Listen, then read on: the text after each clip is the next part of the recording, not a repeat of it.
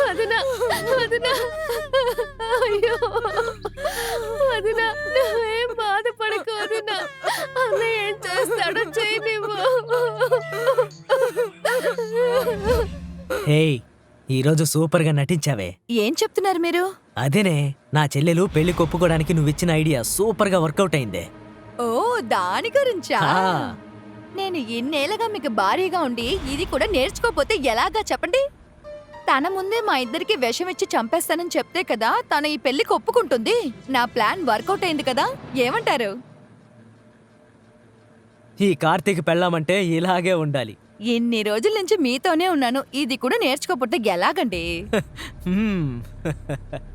ఇలా చూడవే, దాని గనక అతనికిచ్చి మనం పెళ్లి చేశామే అనుకో, ఆయనకున్న ఆస్తి మొత్తం మనకే దక్కుతుంది. ఆ తర్వాత మన లెవెల్ మొత్తం మారిపోతుంది.